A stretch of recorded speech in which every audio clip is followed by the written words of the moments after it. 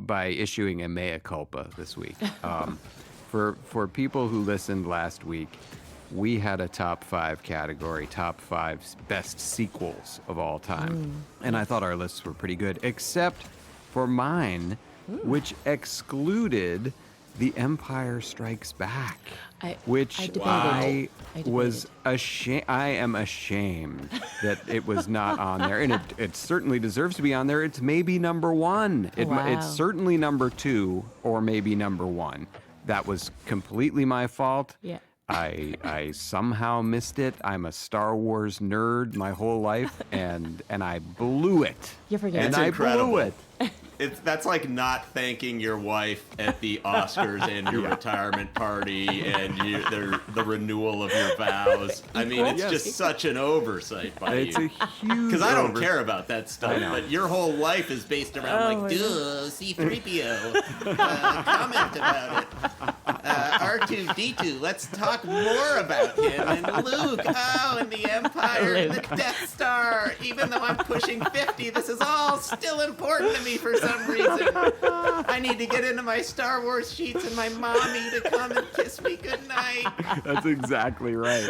And as you may or may not remember about me, my childhood bedroom in my home in Weston still has the Empire Strikes Back sheets and Star Wars wallpaper that my mother will not take Still. down. An indictment of your mom's opinion on your marriage. It's just like, he'll be coming back. I better keep the room. He's Just gonna in need case. it. Yeah, in case he needs a place to sleep for about a year while he gets his life together. I mean, my mom hasn't. I would say it's died down in the last year, but I would say until last year, she was like, you can always come live with me. Oh, God. That's Yes. kind of sweet, though. It is very It's sweet, sweet, but yeah. it's also like, Yeah. if I came to live with you, a lot would have gone wrong. For me. Yeah. Just Yeah. so you know, like many pyramids this would have point. collapsed in my life. I've kind of been making my own way for a quarter century, but I appreciate The thought. version of me might not be able to move and might not be in its right mind. It might be like a me monster that you're pushing from room to room that's just trying to hit you because I've gone insane. Just like some episode of Intervention where you live with your mom. Oh my! I love that term, a me monster. Oh God. It's not me anymore if I'm back home at 50. Right. Yeah, it's Frank and Goldie. And that's one person, not Frank and Goldie. But anyway, so my apologies to who? the director of Empire Strikes Back, whose name, as you may remember, was Mr. Irving Kershner, which is crazy because you always think you're like, oh, George Lucas. No. Yeah. Empire Strikes Back was directed by a man named Irving Kershner. So that's the thing at the end of Empire Strikes Back, which is like a fantastic movie with a great ending and has all the fantastic music. It just irises out and instantly it says directed by Irving Kershner, which it doesn't seem like a galaxy far, far think I away knew where that. that guy That lives. seems like the last joke of Spaceballs. It's the galaxy far, far away is Yonkers. Yeah. You know? The galaxy far, far away, so we better leave now. Yeah, don't forget to bring a sweater. Space is very cold. Irving, We'll stop at that McDonald's in Springfield and use the restroom on the way to the galaxy so that, we won't be in dire straits by the time we get to the galaxy. and no treats in the car. Yes, so Empire Strikes Back, you deserve probably the top spot on that list, but I blew it, as De Niro said in Copland. I blew it. So on kind of a more festive note, Goldie, I know you and I are big fans. We all saw Steph Curry break God. the three-point record at Madison Square Garden the other night. It was very exciting. Break the record held by Celtic great Ray Allen, who probably had the most beautiful shot in the history of basketball. But Steph you can't not love Steph. Everybody loves Steph. Whereas LeBron is kind of a polarizing guy. Steph, everybody just loves him. He won, he took over, hit a great shot to break the record. And just to watch all the fans in New York, it was an away game, but they all embraced him. They stopped the game. They gave him a standing ovation. And it was, what? What do you think? This is one of my, this is a little like grain of sand in my shoe. Yeah. Is that New York gets touted as the mecca of basketball. And it sucks. Yeah. It's totally Never been. undeserved. Like, they're like these great New York City point guards. It's like Kenny Anderson, he sucked. Steph Marbury, not good. Way better. He's more China's, Right. point guard. Right. True. Sebastian Telfair, bad. Telfair, The Knicks, yeah. bad forever. Bad They go to forever. Brooklyn, bad. Cursed. So it's like, New York, you're not the mecca of basketball. I know. You're You're right. the Manhattan clam chowder of basketball. Oh, that's scathing. That is scathing. But you're right. You're 100% right. So I it's wonder. like, oh, the Garden's the temple. No, it's like people go in the Garden and blow through like Kobe and destroy it Yeah. with their 81-point games, and you guys watch and go like, oh, we're the greatest fans. Spike Lee is teasing Reggie Miller. It's like all you're doing is looking stupid because you just lose, and you're not that good at basketball. And Yes. you have this attitude, and you think we're all as into it as your attitude is so great. It's like, no, it all stinks. So I just go back. Steph, they're lucky Steph blessed them by blowing through town and playing some good basketball. Nice. I like that take. I You're like that take. 100% right. And of course, fittingly, the Warriors did end up winning that game against the hapless Knicks. They don't have any hap. They are hapless. Non-hap. But Goldie, watching some of those people at courtside kind of reacting to the moment, including Spike Lee, others, it reminded me of a few years back.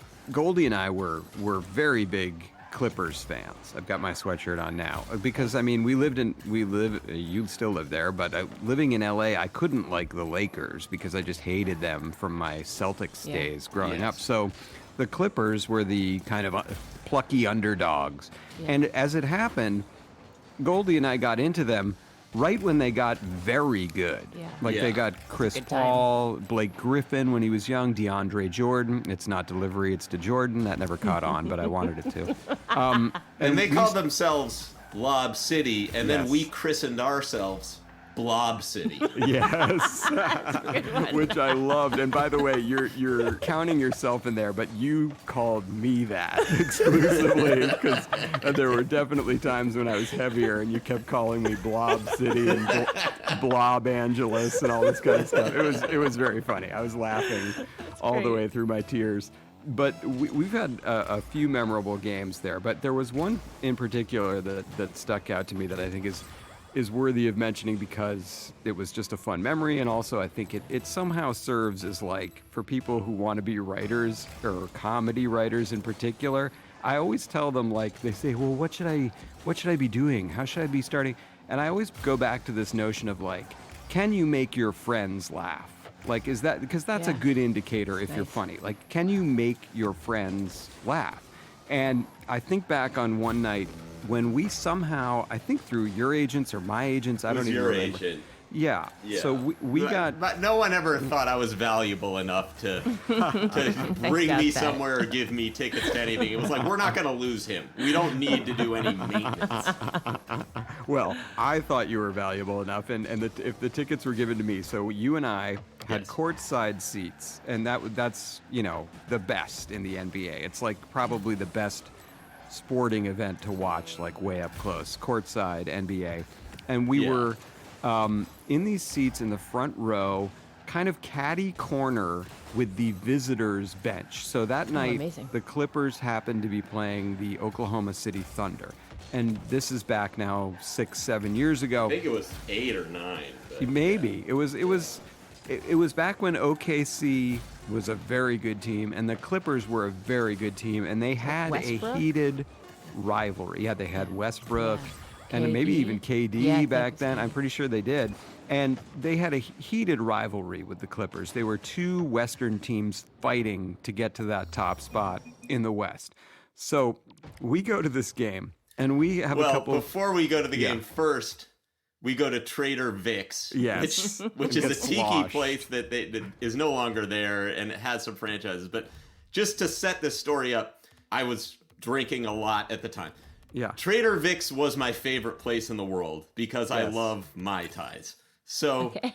to the point I even celebrated my birthday at Trader Vic's. Anytime I would drive by a Trader Vic's, I would stop. So I loaded up. I had 2 or 3 Mai Tais, which means I had 9 drinks Yeah. Wow. before the game and a lot of sugar. So, Yes. and then they bring us back before the game. They bring you back at the Clippers game to a special room. Here's what's in the special room: Billy Crystal and shrimp. That's the VIP area. Is you go, there's a bowl of shrimp and there's Billy Crystal. Now go to your seat. So we're fueled up on booze, sugar. We've just seen Billy Shrimp. Crystal and we've each had 4 shrimp. So please continue. So we get to our seats, and you know, they say in the NFL when you score a touchdown, you just hand the ball to the official and act like you've been there before. We were not that. No. We were courtside, fired up, very excited. So. Yes. Of course, the game gets going, and as predicted, it's a hotly contested game. There was actually a side note: there was a fight in that game that night, and it got played a lot on Sports Center, and you can see Goldie and I far in the background, like in the front Amazing. row, like Oh, I standing goodness. up and pointing at the fight. Anyway, the game gets going. We're a little bit sloshed. Goldie starts to heckle the OKC bench, and we're not 10 feet from them. We are very close to them. So they are hearing him. And maybe we're accustomed to sitting further back and We yelling these things and then getting lost Right. in the crowd. Totally. And for the first time, we're kind of realizing, oh, They can- they can hear us. Yes. So Goldie starts yelling at different individual players on the bench. They had a backup center named Thabit. Yes. He was like a Hashim 7-foot. Thabit. Hashim Thabit. We got Thabit. He was a 7'1" backup center. And Goldie, you noticed something that he was drinking, right? Well, first of all, because it's going to cast me in a poor light when you hear what I said if you don't know the context. So I had become very adept at yelling things, anticipating silence, and then yelling them into the silence. Yes. So that they would be heard by everyone. And like That's a skill. free throws were a great time to do this. And so Nick Collison, who was a backup center, and I could get very personal with these. So I knew Nick Collison was on Twitter and trying to be funny on Twitter, nice. because I'm a big NBA fan or whatever. So as he was stepping up to the free throw line, he's dribbling, and then when he stops his dribble, there's some silence in there, I know. So I just yell as loud as I can, "Hey Collison, your Twitter sucks!" and just miss. So it's like, because everyone else is yelling these generic things, but if you can really zone in on something that's important and personal to them, it's not like I know the names of their family. Like it's not dirty pool. I mean, that's Right. You're out there on Twitter. Yeah, it's fair Your Twitter game. but it's not something that's normally yelled at a basketball game. Right. So I've been doing a lot of this type of stuff, and we'll talk about maybe the big other motif of the night later. But Yes. so the beat flipped me off first. Yes. He gave me the finger. And so That this is why Amazing. I then said to him, he was having a terrible game, and I was and saying to him, season. like, I had looking at the stats on my phone. I'm like, I think you have 1 rebound. You're 7'2". You have 1 rebound. You're the second tallest player in the league. Anyway, so he had like flipped me off, and then he's drinking Gatorade, and I just say, hey. Oh no. That has 50 grams of sugar, you big dummy. No wonder you can't run. Have some water.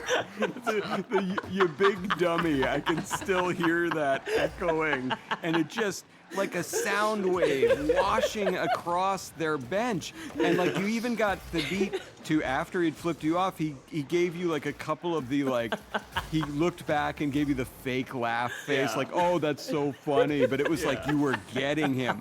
And then the coup de But grace. also, Yeah.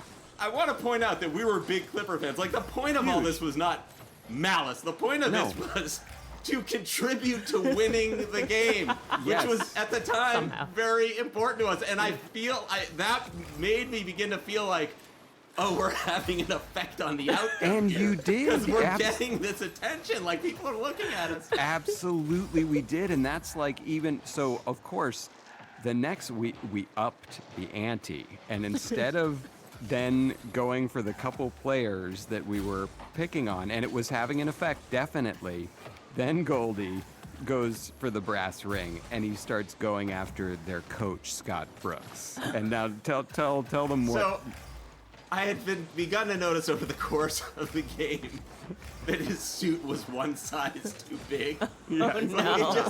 And it was undeniable that his suit did not fit him right. And so I just started in these moments of silence of, hey, Brooks, your suit is one size too big. It looks clownish. The jacket of your suit is too long. It's toward your knees. It looks stupid. Every time you stand up, you look like you're wearing your dad's suit. You look like a fool who forgot his suit and then had to wear someone else's suit. This is Los Angeles. Everyone is laughing at your suit. You might be able to wear that suit in Oklahoma City, but here people understand clothing and they know. And so I'm just going off on this suit, and it's like. Oh, it was Yeah. glorious. And then I think the main thing I started zoning in on was like, you're not a size 42. You're a lot smaller than you think. You think you're bigger because you're around big people, but you're a 38 and maybe a 38S. And so literally the guy stopped standing up. He had been standing up a lot. Yes. And he just stopped. And in that moment, not only did you personally, and I say this all the time, Goldie won that game. Like, the difference in that game was not big. It was like a very close game. It was a matter of like 6 points one way or the other. Between the free throws that Collison missed, between Thabit being totally mentally taken out of the game, and then their coach literally being dressed down by Goldie, emasculated, and that coach was let go subsequently. And I believe to this day that he lost the locker room that night. He lost the respect of everyone under him because Goldie so hammered him on his clownish suit. He did look like a child in a play who was playing an adult. And you just absolutely. I think you may have yelled that. Yeah, you just. Oh my God, that was what a night that was. And of course, the weird sort of side note of the whole thing was we happened to be sitting like 2 seats down from. I wish I had looked up his name. I feel like his name is like Adler. No. Adler's the guy. Lou Adler's the guy at the Lakers games. Okay. Oh, It's it's this a producer? weird kind of lizard-looking guy who wears young person silver jeans and stuff, and he hated what we were doing. Oh, that's Yeah, so funny. it's a guy who goes to almost all big NBA games, and he looks like I describe him as he looks like Crocodile Dundee's grandfather. He wears And a he big fakes- brimmed hat and shark teeth necklace and has long hair. Yeah. And he's at every game, and he thinks he's like the commissioner of fans. And he's friends with the players, and it's like, they don't like you. Yeah. No one likes you. You're just a rich person. You're some rich boomer who moved out here when a house cost $1, and now you think you're wise because it was just there was no one here doing entertainment, and you Right. somehow succeeded in a field with nobody when no one lived here. Well, fuck off. Yeah, so he That didn't guy. he didn't like what we were doing, but No. I firmly believe that we swung the game that night. So Yes. that was just something about the Steph moment and all the fan interaction brought that to mind, and I thought it was worth bringing up again because I God, miss it. I mean, I do miss Yeah. it's been. I mean, you're not out here, and you were so generous with those tickets, and Yeah. I love do going to those miss, games. it was really fun to go to those games. It took a lot out of me. I remember there was something something bad had happened. You know what it was? Is I think part of the backstory behind it was my older kid had gone to the hospital, and I'd been so worried and concerned, and she had gotten out of the hospital, and I was just had all this pent up aggression and anger and anxiety that I was because I remember after that game going I feel so much much better. Thank you. Like, Oh, that's there was amazing. This drive behind it, where it was like all the tension I'd been holding in, I was like, I'm just gonna release it on Scott Brooks. And it worked. did. Oh my God! And it was such a direct hit. God, that was exciting. And that team, boy, what a disappointment in retrospect, because they should have at least made the finals, and they Yeah. never did. But they were so fun to watch. I you remember know, them being so exciting. Dunks, Dunk City. If you like dunks, yeah. Anyway, It was also, I mean, when a team like the Clippers, like the Lakers, doesn't need a good halftime show. People are just No. going to go to the Lakers no matter what. It's like people are Yeah. going to go to Disneyland no matter what. Yeah. So, you know, maybe they don't work as hard on the food Right. as they need to, because it's like, what difference does it make? Like, if this they're turkey coming. sandwich is good, you're coming. Right. And the Lakers are that way, but the Clippers aren't. So the Clippers have to provide at halftime. It's like, you know, a seal on a unicycle playing basketball, and like they just have all these crazy halftime shows. It's like plate spinners, and Yes, yes. I just one of the great memories around that time, and I don't know if you were with me or I was with someone else, but a guy came out on the court for like one of those half court shots to win a car. right. Oh. And he was not in shape at all, and his son was out there with him, and his son was like 8, and it's like, okay, this isn't gonna reach the basket No, and be anything. And the guy hits the friggin' shot Oh, wow. and so wins the car exciting. in front of his Oh my son. God. And I just remember, like, I think that's my best sports memory. Right. Is nothing has ever matched the excitement of this schlub coming out Yes. and getting a Mitsubishi. A Galant. A gallant. Oh, that was great. Yeah, that was right around the time where Blake Griffin jumped over a Kia.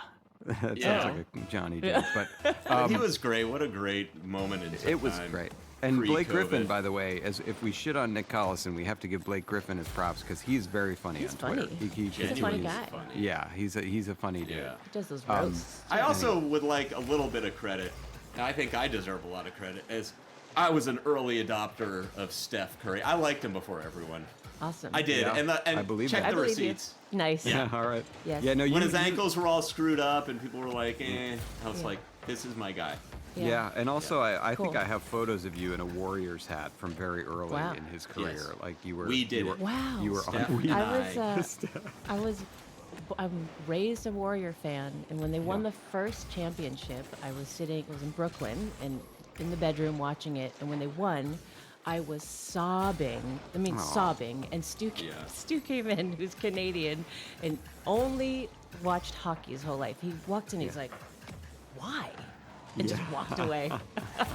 It's a great response to your wife crying. I'm gonna you. try that next time and see how it you. goes. You know? Why? Why? Why, though? What is I just wrong don't get with it. you? Yeah. Don't wait for the answer.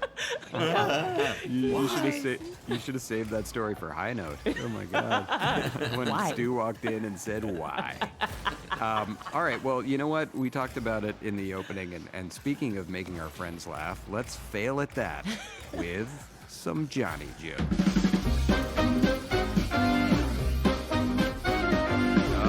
Oh, we got him.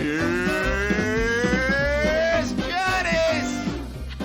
That's great. We got him. Isn't it great that there was like guys like there was a guy on Kilborn after he stopped doing the announcement, but there's people whose only job is to do know. the here's Johnny, Yeah, there's Johnny. I know. it's amazing. That would be I just such a want great that. gig. You'd be I great at it. consider People- this an audition Yeah, to just do that. you'd be great. I mean, you could be Hey Now Hank Kingsley. I mean, I don't Yeah. see Oh, what's... nice. I'm bald. I'm bald, that's right. What a great character that was. All right, let's stop stalling and get into this business. By the way, my dad told me last week, he listens to every episode, Awesome. and he says, why do you keep downplaying your Johnny jokes before you even tell them? He's like, you make them sound so bad. He's like, they're not that bad. And then Not he said, that Johnny... bad. He said Johnny used to tell a bad joke and then he would say how bad it was. I said, well, I don't know. I'm putting the cart before the horse. I don't know what to say, Dad. But sweet, though. it was kind advice. But I can't. You got to lower expectations. All right, here we go. Maybe you heard this. It's all happening, folks. Eschewing a prenup. A couple from Ohio were the first people ever to be married in the metaverse. Wow, no prenup in the metaverse. I hope he met a good lawyer.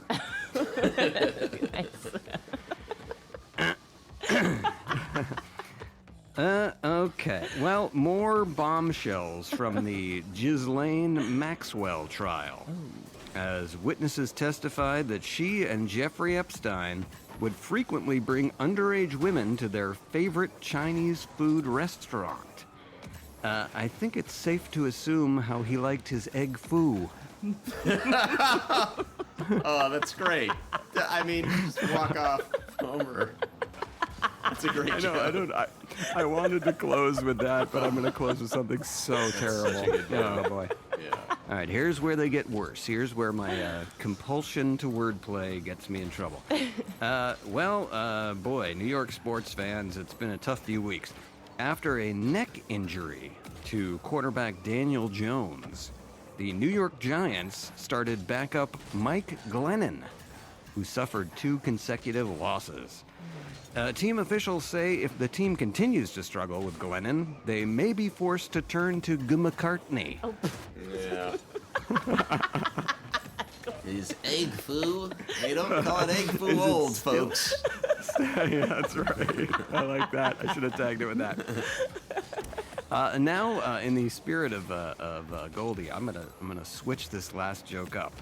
I'm gonna switch personalities, and we're not gonna do a Johnny, and we're not gonna do a Norm, but we're gonna do a Jay Leno. All right, maybe I don't know if you heard about this story. It's so stupid, unbelievable. Recently discovered 30-year-old remains have been identified as Frank Little, a guitarist for the OJs. Yeah. Little was last seen having dinner at Metzaluna with Nicole.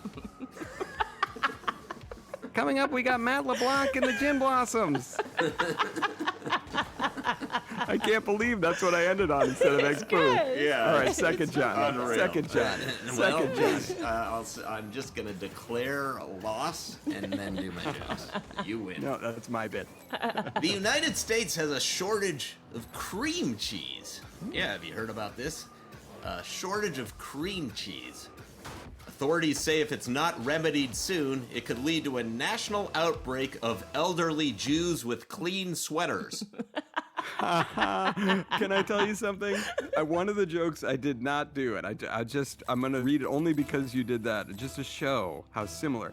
I had Americans are facing a cream cheese shortage this holiday season. Insiders say if the problem isn't solved, the corners of Jewish mouths could become completely undisgusting. Same deal. It's like the same. No. It's the same joke. It's the same I joke. mean, we were both in the Twinsies. same. I mean, you know what? I'm going to do a J on this one. 'Cause All right. I'm going to call it I on love when it. I'm reading it. It's because Yes. you did it. You mean about this? I love your J. According to a new study, the global seafood supply could shrink to dangerous levels. Yeah. Here's my question. They're already called shrimp. How much smaller can they get? That's great. Oh, what a Saved. call with the J. Yes. Saved by Perfect. turning that to a J joke. Okay. All right, back to Johnny.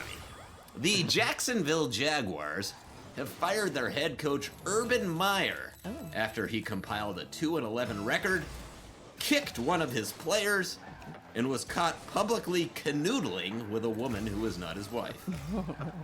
Meyer took it in stride and said he's looking forward to using the break to spend less time with his family. All right. And I'm just gonna do a normie. What the hell? The wheels are off. It's a holiday Throw it week. all I don't in. give a Throw shit it all anymore. in. Throw it in. COVID has now killed more Americans than all of our previous wars combined. Yeah. I never thought I'd be saying this, but you're off the hook, Hitler. What a great joke. That was awesome. The wheels are off. No, That was great. That was great. Yeah, we're gonna have to start inhabiting. We'll be like, this is a James Corden. Start doing British I accents. think this is more of a Stephen Wright. Yeah, there we go. I like that. And now today we're gonna get into our theme. Our theme this week. Multicam Is, versus single cam, another coup. Just kidding. Oh gosh, darn it. Yes, multicam versus single cam. And that is to say, if you're going to create a show, and let's say a comedy, because we're comedy writers, or any show, let's say, you have a choice between single cam or multicam. And that basically means single cam is like what you see mostly on television now, and it looks kind of like a movie. Like you can go outside, you can follow people around, you can be out in the field, you're actually filming on location wherever you go. Whereas a multicam is like the traditional sitcom that you picture, like Family Ties or All in the Family or Cheers, where there are just 3 or 4 cameras set up around a set, and you just alternate views with these cameras that are mostly stationary. It feels a little bit more old-fashioned. But if you're starting to write a script today, that's one of the things you have to think about. Do I want this to be kind of more like a movie where you can do all kinds of cool things and have stunts outside and elaborate camera work? Or do I want it to be a little bit more almost like a stage play, where you do this multicam version, which is on a couple of fixed sets in front of a studio audience, which you don't have for a single cam. So, Goldie, what are your thoughts on if you're starting to write something today, which way do you think is the wise way to go? Well, I've now done both of these, neither really successfully. My show Making History was a single camera show involving So good, time though. travel, a lot of Yeah. production. Thank you so much. I watched it. I loved it. Come on. If I loved it. only several million other people would share this opinion, would really help. And then my last show, called United We Fall, was a multi-camera. It was a family sitcom set. We fall! Yeah, United We Fall. We fall! Yeah, That's what our- there's a little surprise at the end of the title because you think I'm going to say stand, and I So don't our- say it. Instead, I say We fall. fall. Yeah. Our friend writer Tom Gamble used to enjoy when he heard that title every time. He would gasp and say, "We fall," like he wasn't expecting it. Oh, it makes Goldie mad. Can we It makes return to our topic? Yes, sure. It's one of those things that genuinely annoys me. Oh, really? We love Tom. He's I the know, I nicest love guy. him, and I love every other joke he's ever made except for the one at my expense. I don't like the joke at my expense. It's funny how that works. Yeah. Oh, God. That's so Sure. funny. Dishing it out? Sign me up. Taking it? No, thank you.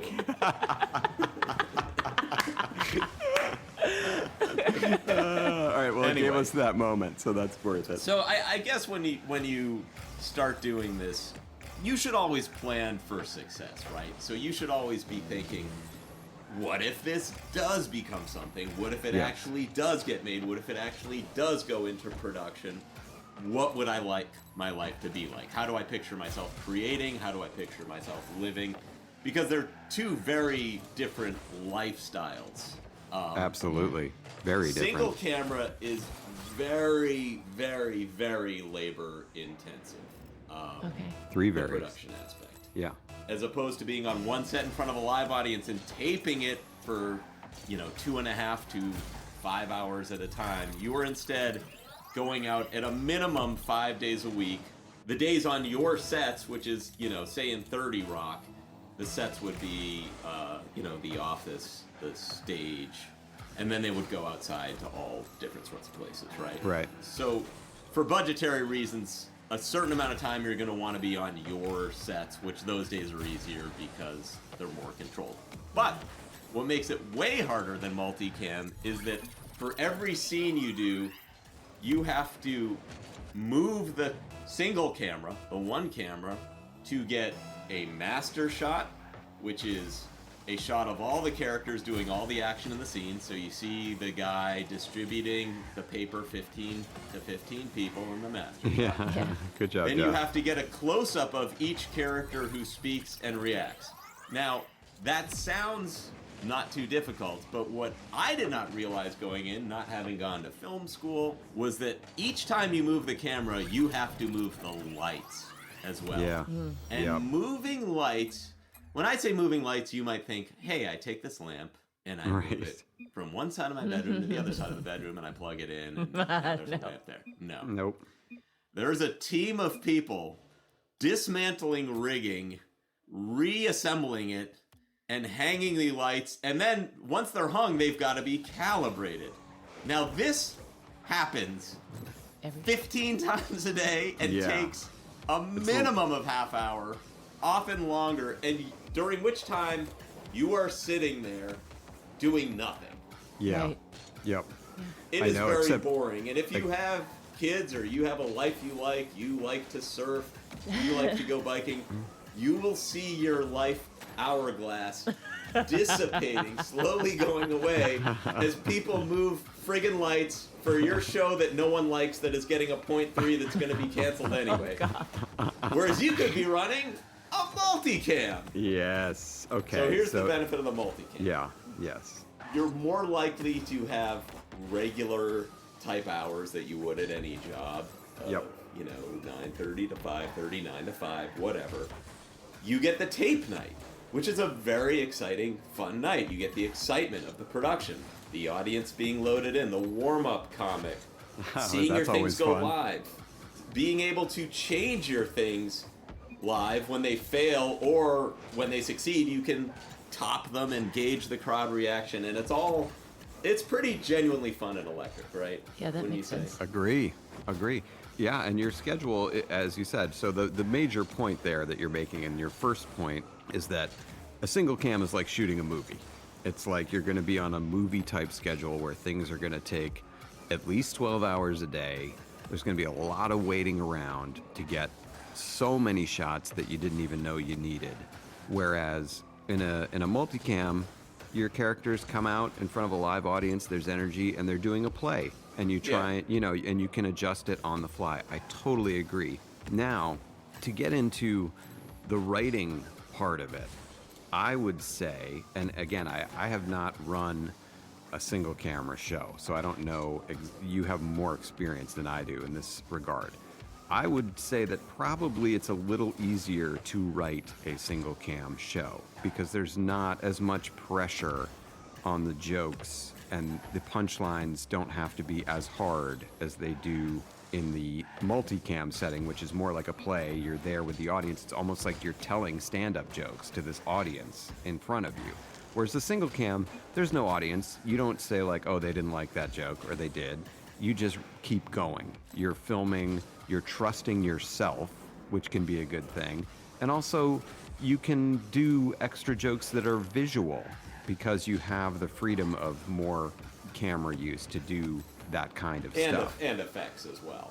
And effects. So, in terms of sitting down to write something, I would say it might be a little more challenging to write a multicam, especially today. There aren't very many that are popular anymore, but that I think they'll come back. I think it's just a question of somebody's going to write a really good one, and then everyone will be talking about, oh, the multicams are back. And of course, every studio wants to do multicams because they're a lot less expensive, because you don't have to haul your cameras all over town and have people, moving lights all the time and blah, blah, blah. Which I found Locations. was true until it isn't.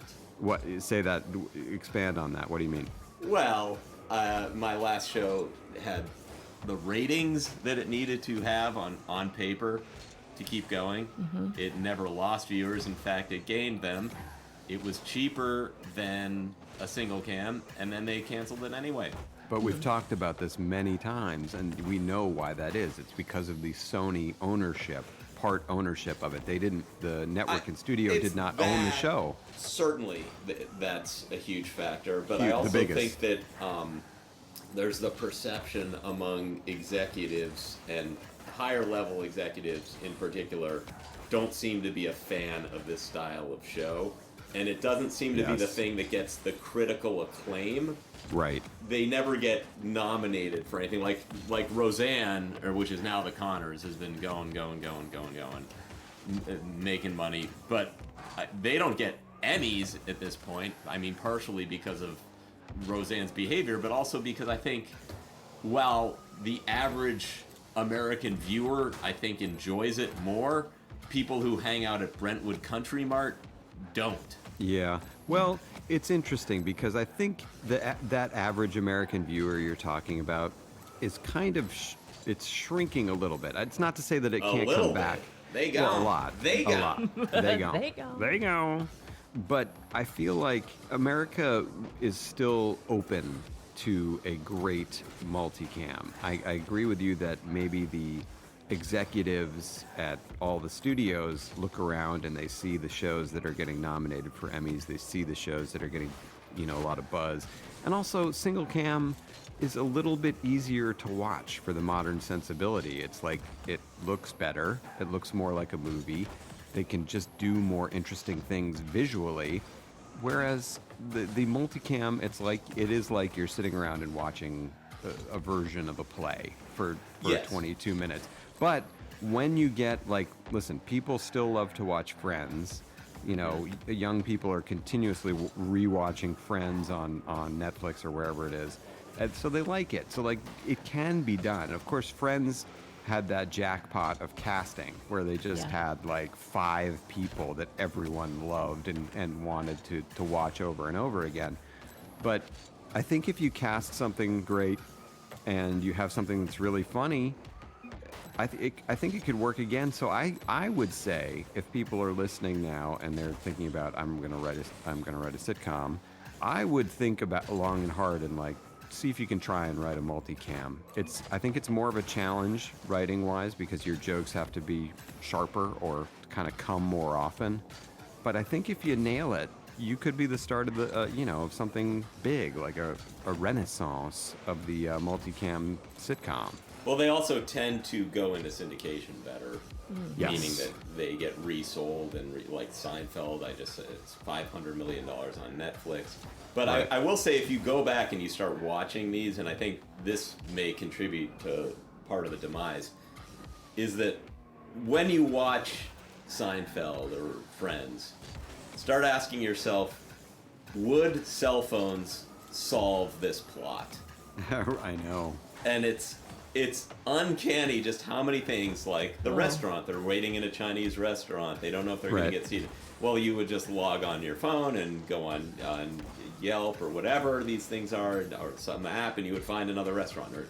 Or The Sponge, Elaine runs out of this contraceptive. Well, you would just go online and whether it's eBay or Yeah. Google Shopping, you'd be able to find sponges. Yeah.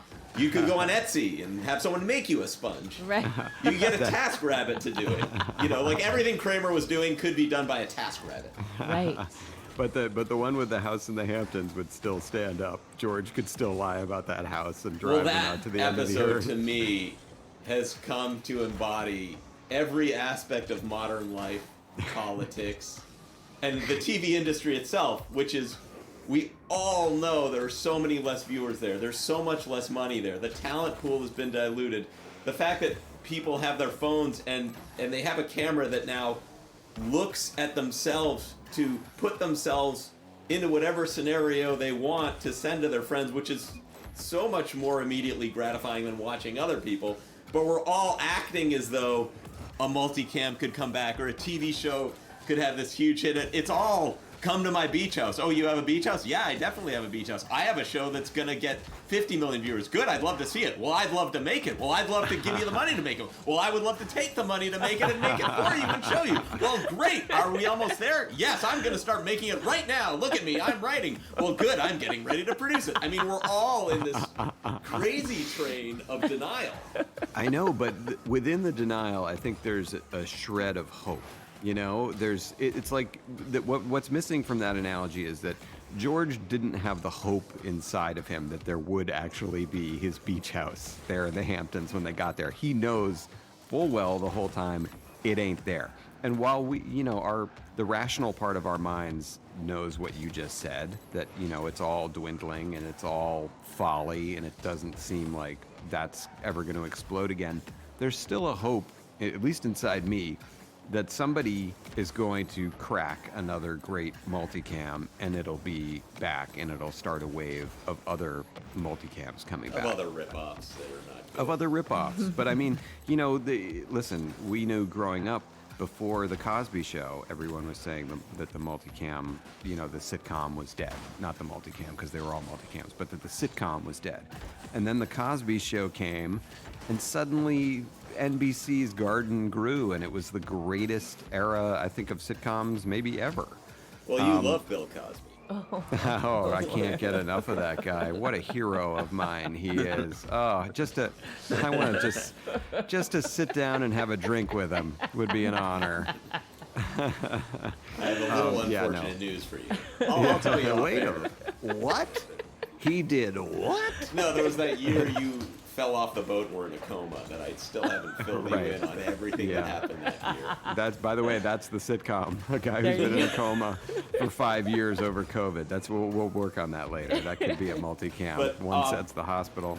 Just going back a little more to topic, because I wanted to touch on something you brought up, which, getting to work with these actors and getting to watch them do their thing live versus the single cam. I will say that when you do single cam, you do end up giving a lot more of your control of the show to the director, and it becomes critical that you pair up with someone who both shares and enhances your vision for what you're trying to do. On Making History, I was so fortunate, and I didn't know him beforehand. I sort of got match made with Jared Hess, who directed Napoleon Dynamite. Nice. Awesome. Nacho Libre, who for some reason was just interested in doing this. He just got the script and liked it. He's become one of my best friends, but as a writer, you write these things and I don't know how to actually make them happen. Yeah. But he plugged into this network of DPs, director of photography, these lighting people he needed, so that they essentially get together this sort of band of thieves that they know from other productions. Yeah. And they come on board, And they it's trust. a traveling circus, and they know how to do everything together, and all of a sudden they're lifting you up and making you look good. And if you don't plug into that, and you have to assemble every component of that, that is going to be so difficult to do. Yeah. Yeah, no, they make it, and listen, it's great you got a movie director, because it's a movie set. So, Yeah. and all those guys want to work, they want to keep working. That's not always, they're not always going to be on to the next movie, so I'm sure Well, they're it's happy to fun work for on your them to show. do things that are only a commitment of a month or two, as opposed to a movie which can drag on for years and years and years. Right. Yeah, well, as can a show if it goes. Yeah, but I think one aspect of this we haven't touched on is after the shoot, the editing process of single cam versus multicam as well. Because multicam, it kind of is within about 15% always going to be what you shot. Yeah, Okay. you can't. What do you see anything is what you get. But single cam, after shooting, you're maybe only 50% done, because the editing and the assembling of this cut into what it's going to be with the sound and the music and everything else is its own separate form of writing, which, at least going in, I had no idea. Yeah. Wow. Yeah, no, That's it's interesting. again, it's like a movie, and you're right that the multicam side of editing is just kind of picking between, take 1, 2, or 3. Yeah, And then it's just like, do we going. like the one where he, bangs the plate with the omelet down and says, "I won't Yeah. stand for it," or do we like the one where he picks the omelet up with his hand and says, "I won't stand for it," and throws it through Yeah. the window? Right. It's like, I like neither of them. Let's just cut it. Great. Something you said earlier, though, I think I'd like to go back to just the excitement of a multicam shoot night cannot be overstated. It's because you and I are not people who are giddy with excitement often. Let's put it that way. But there is something incredibly exciting about, when the bell rings to start filming your multicam sitcom in front of a live audience. It's incredibly exciting. And just to talk about one moment that I remember in particular from Dad's, hold your applause, despite it being, one of the greatest failures in multicam sitcom history, let's just say television history. Let's just say history. Let's say history. Yes, let's put it up there with Benghazi and everything. We were somehow lucky enough to get Giovanni Ribisi to be in awesome. Dads. We hoodwinked him into wrecking his career temporarily. But he was amazing. You know, listen, a Yes. lot of people were really great on that show, but he in particular, just as an actor, was fantastic, sublime, I would say. Now, we had an episode, and Goldie, I don't remember if you wrote this one. I know you wrote a bunch of them. The one where Giovanni goes to the proctologist. I don't You think I remember? wrote this, and if Okay. I did, I would never take credit for it. Right? Well, I will, and I think you know what I'm going to talk about. But so this Yeah. was an episode where Giovanni's character had to go to the proctologist to get checked, and so in the scene, it calls for the doctor is quite old, and when he's got his finger up Giovanni's ass checking him, the doctor dies. Much Would like not be solved by a cell phone, and right, no, would so not. it passes my test. And so we had a take in front of the studio audience where Giovanni, because we can't show the finger, it's TV, you can't show any of that. All we could show is Giovanni's face. And so you see his face when the finger is inserted, and it's amazing. He gives a crazy expression. And then he holds it for a really long time, and the guy dies. And he realizes that that's happened, that the guy's died and is rigor morting in his butthole.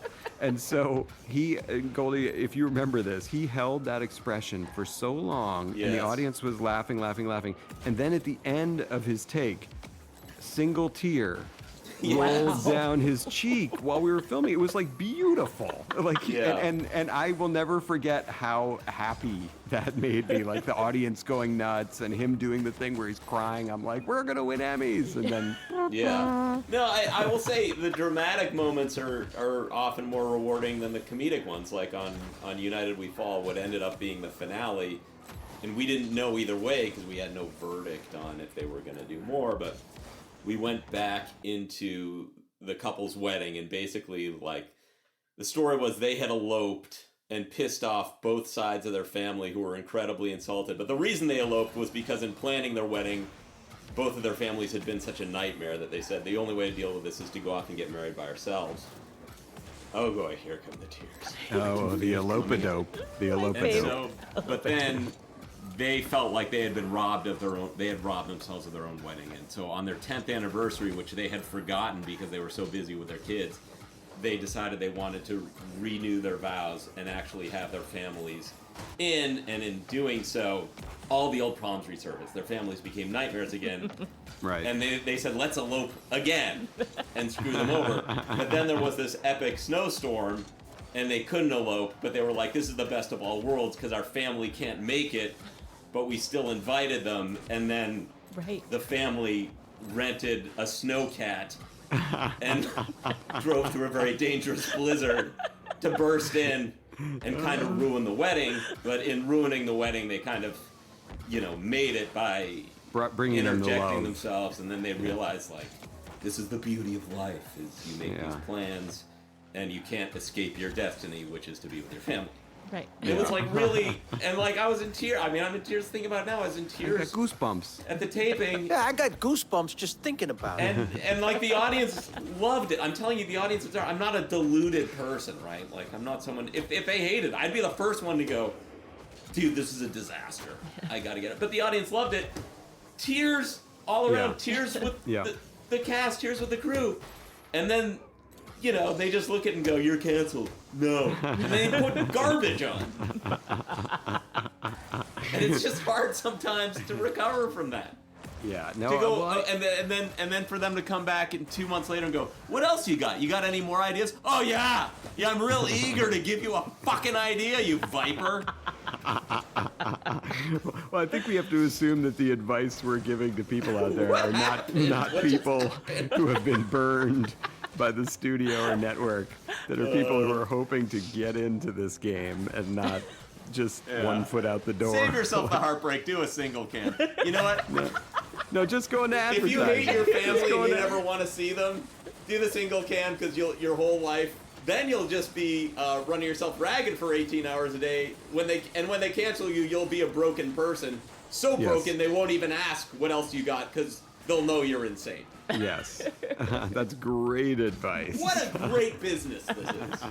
Well, also, you can just do what Family Guy writer Mark Henteman, before he was a Family Guy writer, was a writer for, was it Shoebox Greetings? And there he is. That's Mark's laugh. Ha-ha. He does the It was Oscar. one of the. It was a greeting card company set in Cleveland, whichever Right. one that is. And can you imagine, so like he did that obviously pretty soon after college, and obviously he wanted to be a comedy writer, and he has been incredibly successful. He's been working for 25 years professionally, but I can only imagine that him first getting that job at like Hallmark or whatever it is, that must have been exciting for him. Like he Oh, it must have been was. like, holy shit, I'm a writer. I am a writer. Yeah. And you know what? You'll save yourself all the headaches of single cam or multicam if you're writing on one side of a greeting card. Right. So don't Yeah, just 'cause turn the your nose up at The that. front page, it's happy birthday, happy Yeah, anniversary. that's handled. That's handled. Sorry, your cat died. That's we Yeah, got to that. my favorite uncle. Those are there. Anyway, so I don't know that. I think with the overall message is single cam, a lot of hours. You're dealing with just a movie schedule, a lot of hours, but it does give you some visual freedom, and it takes a little bit of pressure off the actual joke writing in your script. Multicam, you can live a very civilized 9 to 5 kind of schedule with a multicam. You can have normal hours. It puts a little bit of writing pressure on you at the beginning to nail it, as though you would nail a 22-minute play. Like the writing needs to be solid. So weighing those two, again, I would encourage people to just go for a multicam. I think you got to zig when everyone's zagging. Everyone's going single cam. Try and come back and make a multicam that's interesting. There's something cool about it, Yeah. That's what I'd say. I agree with you. I mean, you get paid the same, so Yes. less hours. You keep equals concentrating better. on the hours. We should be Equals talking better. about the writing. I know, but you're right. You're totally right. I would be insane if I had to work like 18 hours. Also, I mean, now I'm just running up the score, but single camera script pages are single spaced, and multi-camera script pages are double spaced. Right. So you actually have to write less in fewer hours when you do a single cam. Oh God, this is it. Writers who hate writing. Here's Right. the advice, the real advice. I love it. Keeping with the theme. All right, so I enjoyed that topic, Goldie. Thank Yeah. you for Cried. That was just great. Another emotional sneak attack. so good. another shell of himself. As I discovered just a well of anger. I'm like a Saudi Arabia of anger. There's just beneath the Endless. surface of the land, there's just untold, untapped reserves of anger. Every week we're lighting your wells on fire every week. Well, I think that was a fairly complete debriefing on single versus multicam, and that Hey, takes like us your dad to, said, don't undersell it. That was an amazing and complete college level did. course on everything you need to know about writing multicam versus single cam. That was writing 401. You have to have 3 previous years' experience to understand what we just talked about. All right, and now we get to the portion of our show that we love, and we hope you do too, called Top 5. Top 5! That's us singing. Best thing we'll ever do. And speaking of singing, this week's category was a lot of fun to think about. This week's category is Top 5 driving songs. Needs no explanation. Yep. You totally get it. So who wants to go first? Okay. I love this topic. You came Okay. up with it, right? Yeah. Yeah, he did. Number 5. I'm going with Tom Petty's American Girl. The first Oh, note nice. just kicks in, and you just want to stomp your foot on the accelerator. Can I make a counterpoint to that? It's a great song. Sure. But do you remember where that song was famously used in cinema, which kind of makes that choice a little creepier? I don't. Was it in Star it's- Wars? It was an Empire Strikes Back. No, it was It was in Silence of the Lambs, and it's what the girl is listening to while driving her car right before she gets kidnapped by Buffalo Bill. See? That's great. Was having a good time. Yeah. Right She there. was. Having a good Point time. proof. Driving Until- too, and driving. Number 4, child of the 80s, Lindsey Buckingham's Holiday Road. Oh, nice. I had it on and off the list. It's good. It's a great song. Yeah. Great Yeah, song. yeah. Now, nice. number 3, I'm avoiding.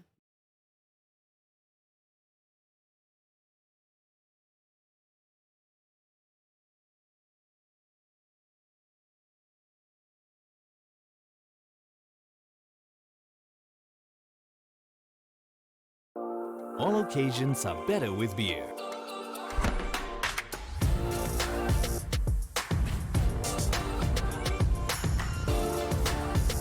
Great taste wherever, whenever. Carlsberg alcohol-free beer.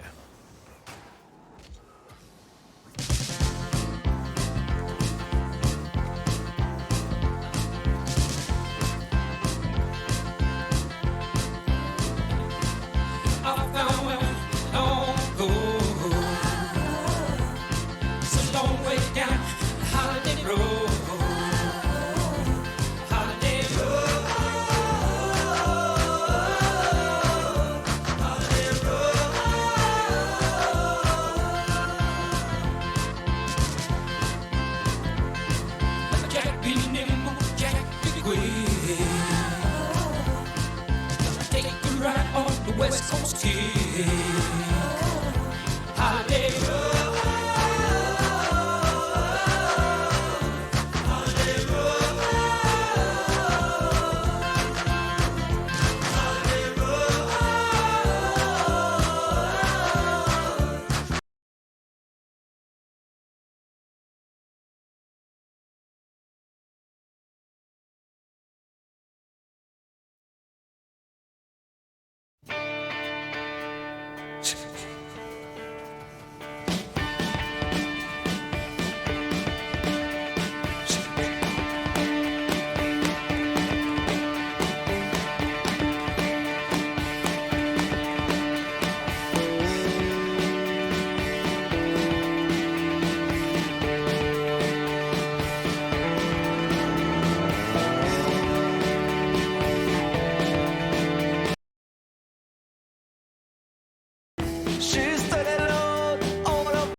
The very hacky Little Red Corvette in favor of Prince's Let's Go Crazy. Wow, Because great choice. You're on the song. trip. Wow. You've gone 300 miles. You need a boost. You got 100 to go. Yes. And you turn to the person next to you and you say, "Let's go crazy." And then crank it up. No, I just that dearly beloved is like a shot of adrenaline.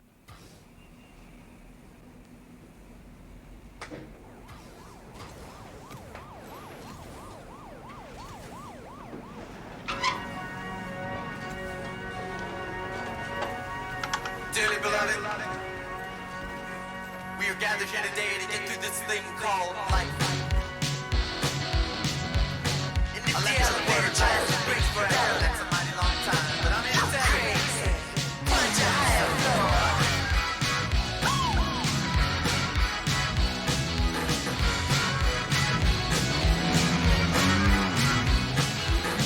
Don't lie, the world you're living in. Take a look around. At least you got friends. I call my old lady. For a friendly word. She picked up the phone, dropped it on the floor. That's all I heard. I'm gonna let the elevator break us down. Oh no, let's go crazy. Let's get nuts. Look for the purple banana till they put us in the truck. Let's go.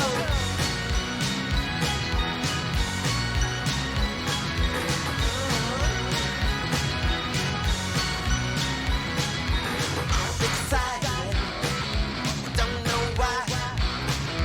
Maybe it's 'cause all gonna die. When you hear Yeah. that dearly It's beloved, true. love it, it's like Yeah, it's electric. true. Great. Electric. Number 2 is now the other person's asleep.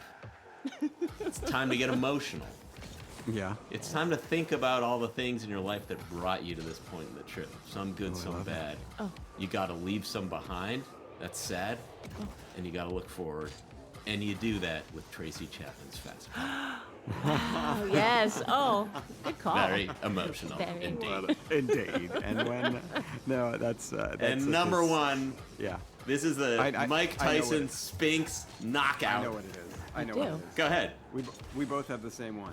Oh. Okay. No, I want you to say it. You get Life is a highway. Oh. Oh. Come on. Well, wait a minute. Wait a minute. Let me. Did Yeah. all of your driving songs have to do? No, American Girl doesn't have to do specifically with driving. No. Okay, but you missed a huge one that I sure. cannot believe. That's I possible. cannot. Well, I look Just forward like to Empire. finding out what it is. Just and like then, Empire. All right, and then let's getting angry. Let's leave JC for last, just to give a. Okay. Yeah, unless you wanted to go. No, now. no, just yeah, mine's Let me all over the go place. up against Goldie to. Oh, by I love it. comparison I here. love it. Okay, number 5 for me. Oh, what a minute! Wait a minute. Let me. Did Yeah. all of your driving songs have to do? No, American Girl doesn't have to do specifically with driving. No. Okay, but you missed a huge one that I sure. cannot believe. That's I possible. cannot. Well, I look Just forward like to Empire. finding out what it is. Just and like then, Empire. All right, and then getting angry. Let's leave JC for last, just to give a. Okay. Yeah, unless you wanted to go now. No, no, just yeah, mine's Let me all over the go up place. against Goldie to. Oh, By I love it. comparison I here. love it. Okay, number 5 for me. Oh, what a guitar intro this has that just gets you your neck bobbing. Long Train Running by the Doobie Brothers. Oh, Yeah. do I Okay. love that song. Man. I would that go gets with me China Grove if I was doing doobies. I thought of.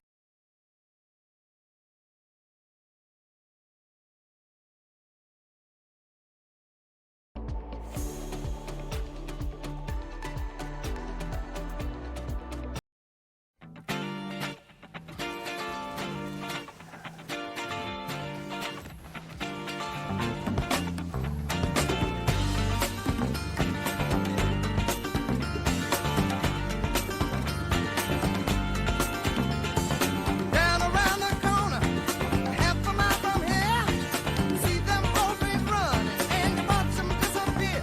Without love, where would you be now? Without love,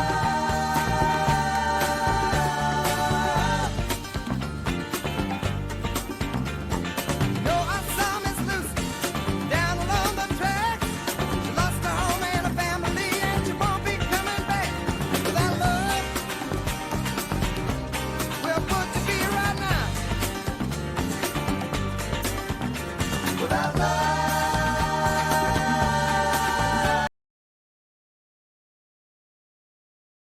What a guitar intro this has that just gets you your neck bobbing.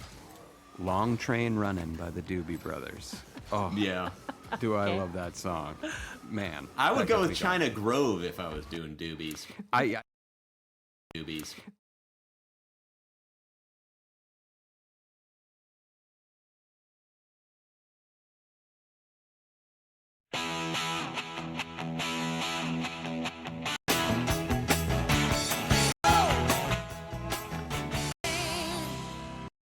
I thought about both of them. Jizzies. I thought about both of them, but that Doobie's got some good driving music, Yeah. unquestionably. Number 4, this is where I switch it up a little for me. All right. My favorite hip hop song of the 90s. Favorite. And I can, as I say it, I can hear the bass thumping in my car. I can smell the weed. If this is the Number 4 is Don't Sweat the Technique by Eric B. and Rakim. Oh wow. I Okay. thought for thumper. sure you were about to say things that make you go, Freedom Williams from Framingham, Mass. Oh wow. Yeah. that's I'm good. afraid the CNC Music Factory has been closed for quite a while. Anyway, yeah, Don't Sweat the Technique. If you don't even, if you're not familiar with that song, just get into it. It's got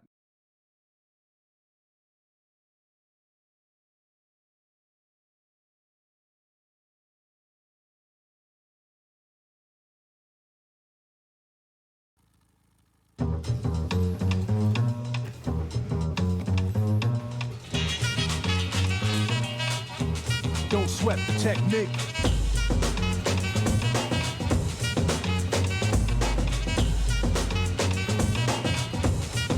sweat the technique.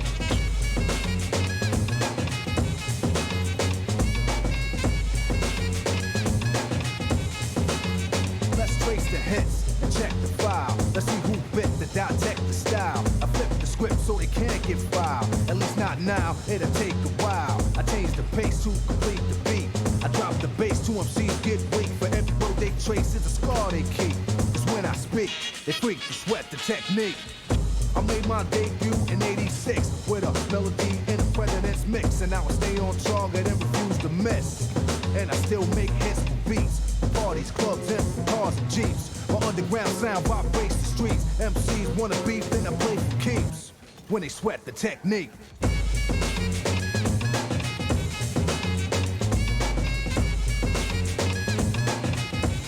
Don't sweat the technique.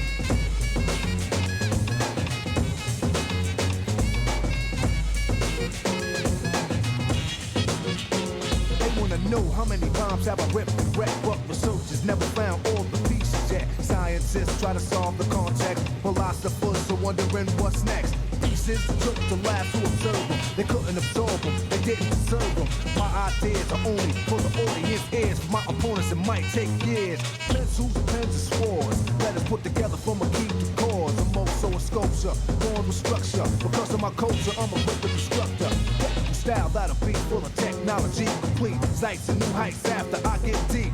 You don't have to speak, just see. And peep the technique. For the audience ears, for my opponents it might take years. Pencils, pens, and swords. Let us put together from a key to cause. I'm also a sculpture, born with structure. Because of my culture, I'm a rhythm instructor. Technical style that'll be full of technology. Complete sights and new heights after I get deep. You don't have to speak, just see. And peep the technique. Maybe the greatest bassline drum combo of any wow. song ever.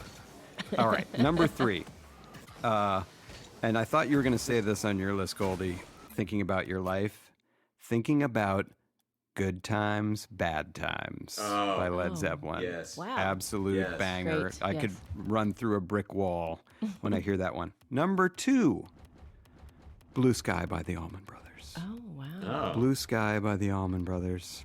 Just an unbelievable. If it happens to be sunny, it's just.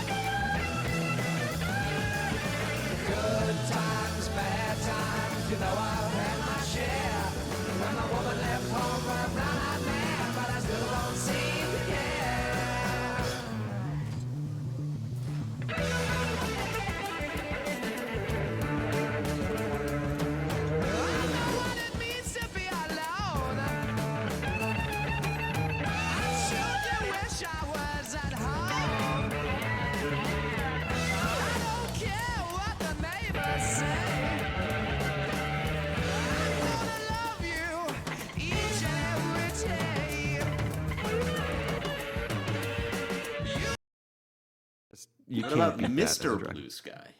By ELO. No, Nice. that's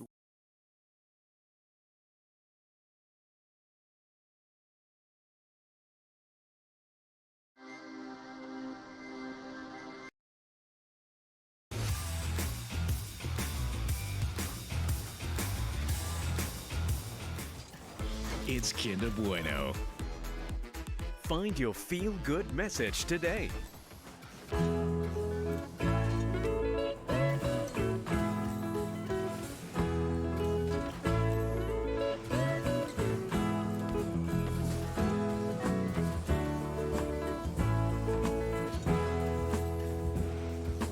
Walk along the river, sweet lullaby. They just keep on flowing. They don't worry about where it's going. No, no. Don't fly, Mr. Bluebird. I'm just walking down the road. Early morning sunshine. Tell me all I need to know.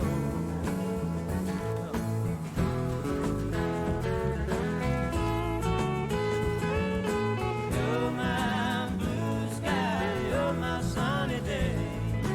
Lord, you know it may. way. That's like if we did a top 800, that might make it. All right, number 2, Blue Sky and the Almond Brothers. Number 1, Goldie. Where was this on your list? Panama. What you wow. can't see is me tearing out my headphones, throwing down my clipboard like a football coach who watches a kicker blow a 28-yard game-winning field goal, and just jogging back to the locker room without shaking anyone's hand. Yes. I felt certain we were both going to have the I same blew it. number. I would wow. actually go with Unchained over Panama as a Van Halen banger, but I mean, Well, yeah, I that's had a an- huge I- oversight. I almost.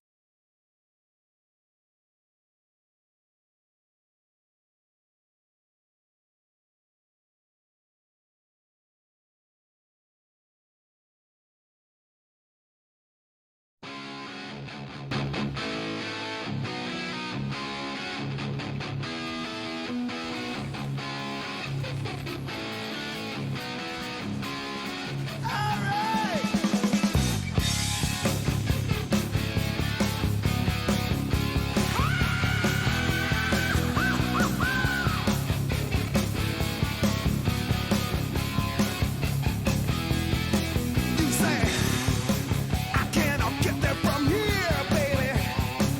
And I don't care where I'm going. Here's to your thin red line. Ooh, I'm stepping over. But you never miss me till I got a fat city address. Non-stop talker, what a rocker. Blue-eyed murder in a sci-fi dress. Change. Nothing stays the same. Unchained. And your heels they found running change. I considered also Van Hagar Dreams, which is a great driving Wow. song too. For me, Van Hagar's peak, and I'm wide open to disagree. I'm exposing my flank here. Hot Summer Nights. Oh, it's a great song. Fantastic. Okay. That's a kick-ass song, and that That's might all even we be better. need. That's all we need. Yeah. Don't you know? Don't you know? Don't you know? Anyway, Panama, Van Halen. Great. Good Look list. it up, Good Great list. listen list. to it.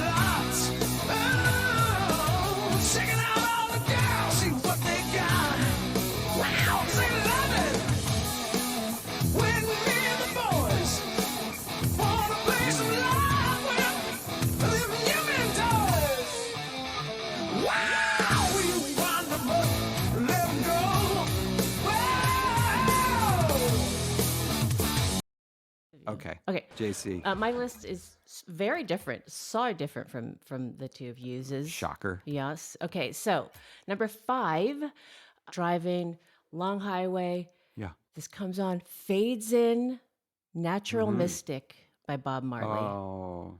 Oh. Yeah. Love that. It's excellent. Driving well high. Yes, possibly. Yeah, oh yeah, many's the time. What- There's a natural mystic flowing through the air. Yes. I love Yep. that song.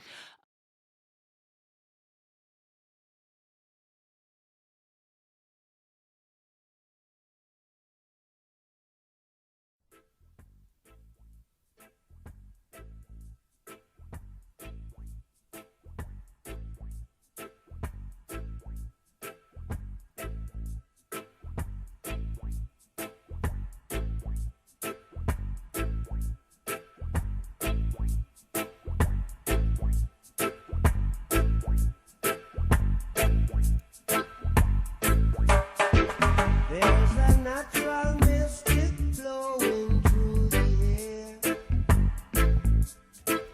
If you listen carefully now, you will hear. This could be the first trumpet, might as well be the last. Many more will have to suffer, many more will have to die. Don't ask me why. Things are not the way they used to be. I won't tell no lie. One and all got to face reality now. Though I try to find the answer to all the questions they ask. Though I know it's impossible, go living through the past. Don't tell no lie. There's a natural mystic flow. Number 4 may be obscure to some, but maybe not in Canada.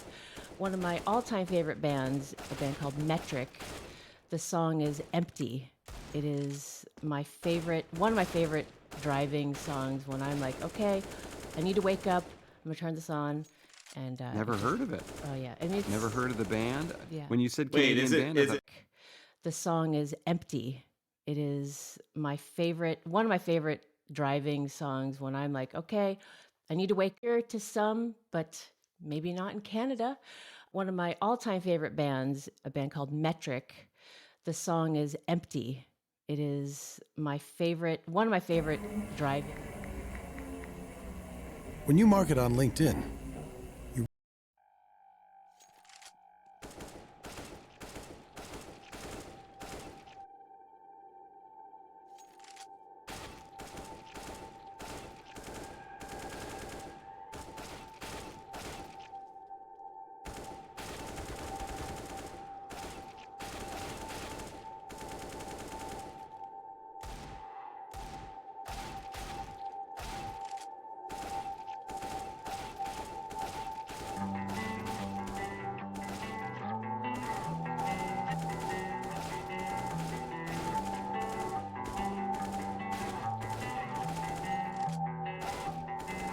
There's no way out, the only way out is to give in. When there's no way out, the only way out is to give in. How I love to. How I love to.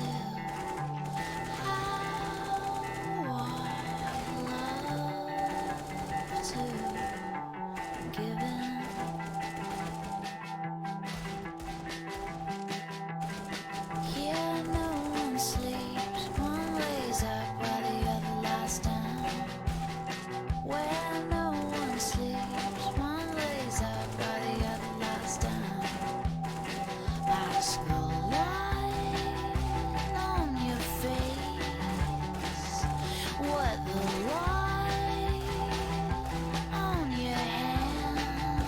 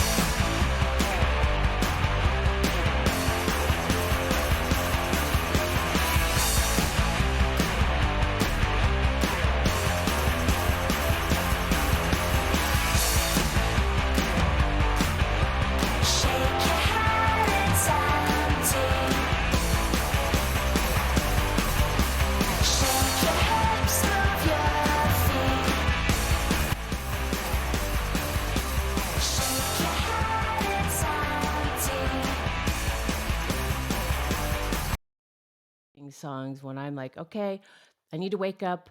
I'm gonna turn this on, and Never heard of it. Oh yeah, I mean, it's, Never heard of the band? Yeah. When you said Wait, Canadian is it band, I is thought it was gonna- Metric I by thought it was gonna Empty be- or Empty by Metric? Which?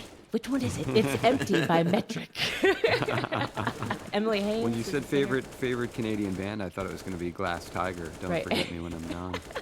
No, its favorite band happens to be from Canada. Just Okay. I think I like Canadians possibly. Sure. Okay, number 3 from Check Your Head. So What You Want. That's always That's like a great. good like That's wake up. great. Yeah, that's a good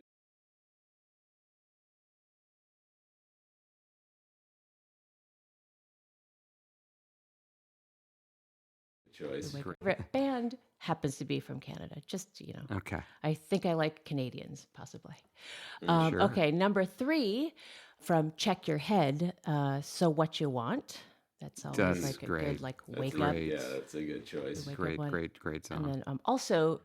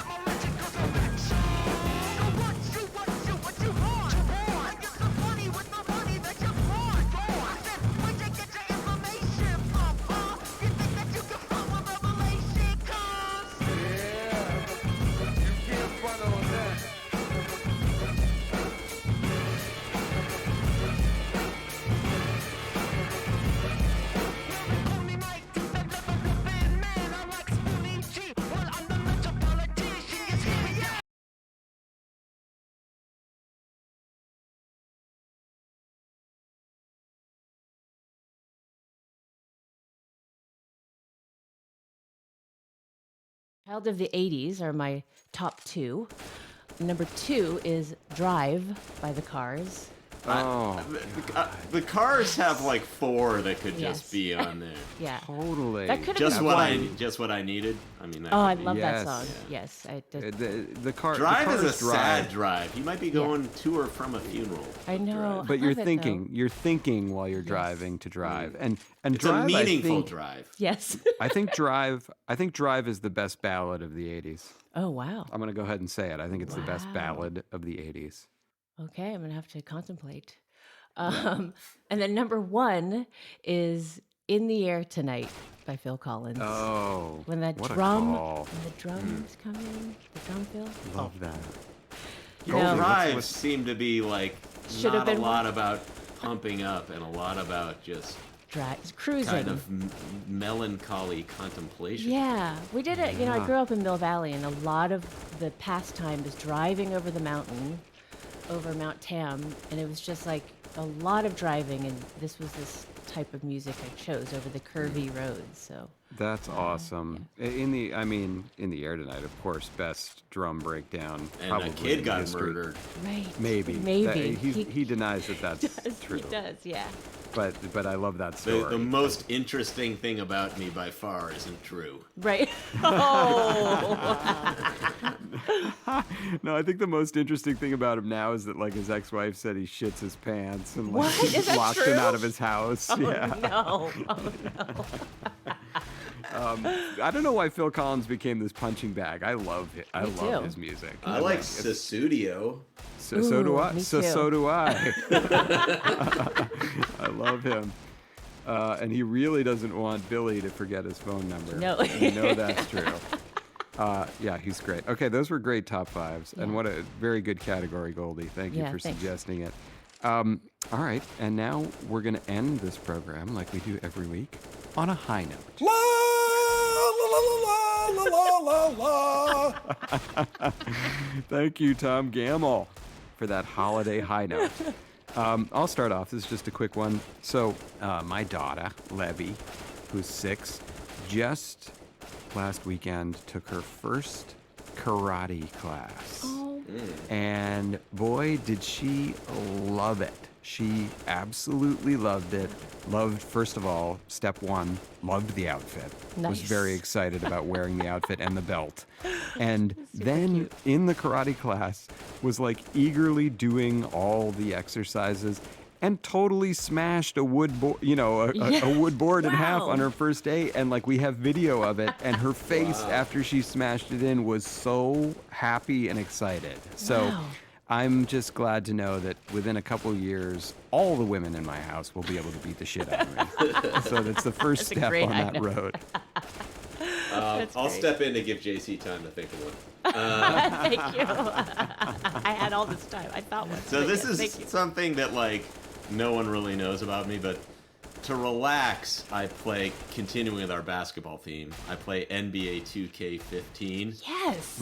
And I've never upgraded. Okay, so Yes. Kevin Durant is in an OKC uniform on the cover. Amazing. Wow. And part of this is that I play the Denver Nuggets, who are one of the worst teams in the game, versus Oh. the Cleveland Cavaliers, and I attempt to beat them. and It's Wow. pretty difficult. Right. And then I, in my head, keep track of 7-game series Wow. over the Against- course of time as I play like championship series, the Nuggets against the Cavs. Is So- Carmelo still on the Nuggets at this point? No. Okay. They're very bad. It's Ty Lawson, Gallinari. Danilo Gallinari is my star player. Okay. Anyway.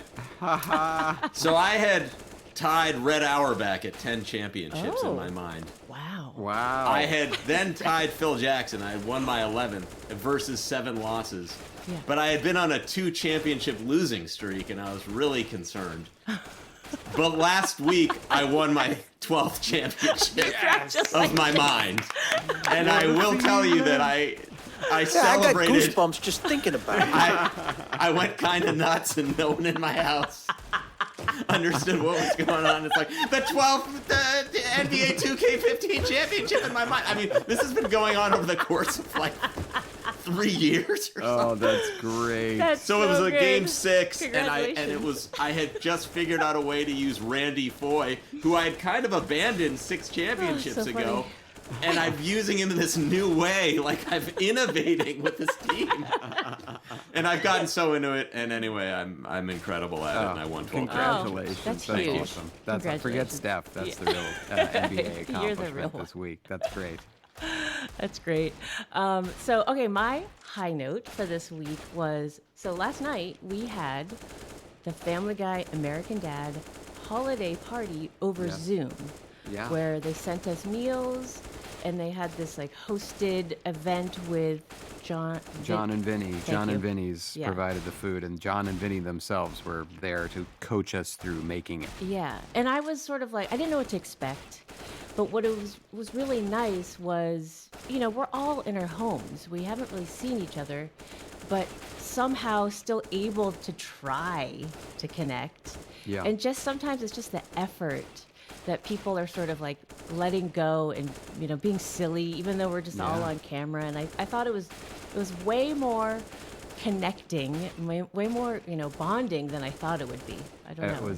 I totally agree. I'm glad you brought that up because I of course didn't have the food because I'm across the country, Yeah. but I just went on to just sort of be there. Yeah, you're And- funny. And oh my I god, did the opposite, just took food and ate it and didn't go on the Zoom. that also would have been a good way to go. Yes. It's also a So nice wait, you got the thing. John and Vinny's It's food? just like, it's a free dinner. Let's take it. It's from John and Vinny's. It'll be good. I just ate it up. I didn't even think about going on the Zoom. That might have been the way to go. Oh god, that's so But also, funny. like, Jay Farrow was just like dancing up a Yes. storm and having a blast. And, I know. Well, that was a funny thing to notice because Jay Farrow, who's one of our consultants now, he writes Yeah. with us And a voice, too. obviously does a bunch of voices, and he's funny. He used to be on SNL. We worked really together, funny yeah. comic.